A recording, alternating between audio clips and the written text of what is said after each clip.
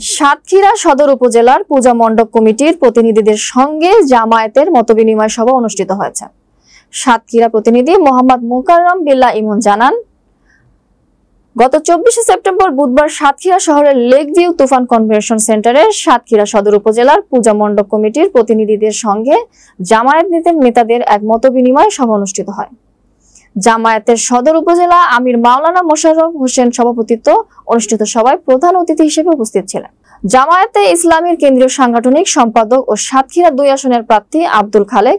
বিশেষ অতিথি ছিলেন সাতক্ষীরা শহর জামায়াতের আমির জাহিদুল ইসলাম, জেলা পূজা উদযাপন পরিষদের সভাপতি স্বপন কুমার শীল, সাধারণ সম্পাদক অধ্যক্ষ শিবপদ গাইন, সহসভাপতি গোপাল চন্দ্র ঘোষাল, পৌর পূজা উদযাপন পরিষদের সভাপতি রামপদ দাস, কাটিয়া সার্বজনীন মন্দিরের সভাপতি গৌরচন্দ্র দত্ত প্রমুখ।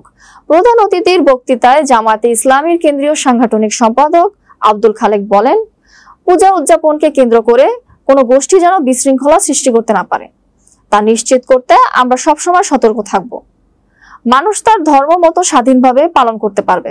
আমাদের লক্ষ্য আগামীর বাংলাদেশকে কল্যাণমুখী রাষ্ট্র হিসেবে গড়ে তোলা। জামায়াত মনোনীত এই প্রার্থী আরো বলেন, আমার এমপি হওয়ার কোনো খায়েশ নেই। মানুষের ভালোবাসা নিয়েই আমি শেষ বয়স পর্যন্ত কাজ করতে চাই।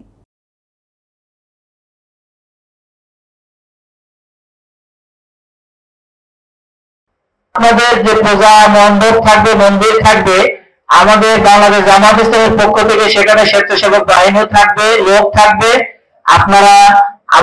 আপনাদের যে কোনো সমস্যা আপনারা তাদেরকে বলবেন।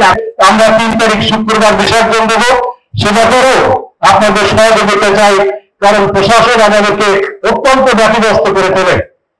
যেভাবে আপ্যায়ন করার কথা ছিল আমরা হয়তো করতে পারি নাই, অনেকেই কষ্ট পেয়েছেন।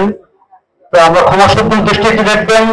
আমাদের ডেকে যে আপ্যায়ন করেছেন হচ্ছেন, এটা আমাদের জন্য অত্যন্ত বিশেষ পাওয়া। আমাদের দেশ থেকে প্রায় 64,000 কোটি টাকা লুটপাট হয়েছে। আজকে দেখেন, এগুলো হয়েছে তো আমাদের দেশের মানুষদের দ্বারাই। পূজার আগেই তাদের সুখ দুঃখ জানার জন্য, তাদের অভাব অনটন জানার জন্য, কষ্ট জানার জন্য আমাদেরকে বসার দরকার। আমি মাননীয় ডিসি মহোদয়কে, ডিসি সাহেবকে ওনার কাছে নিয়ে রিকোয়েস্ট করেছিলাম যে অন্যবার পূজায় যেমন টাকা বরাদ্দ করা হয়, এবার দেখেন তো বর্তমান সরকার বা আমাদের উদ্যোগে যদি আমারও কিছু ফান্ড দেওয়া লাগে, তাহলে আমরা এটাকে বাড়াই দিতে পারি কিনা।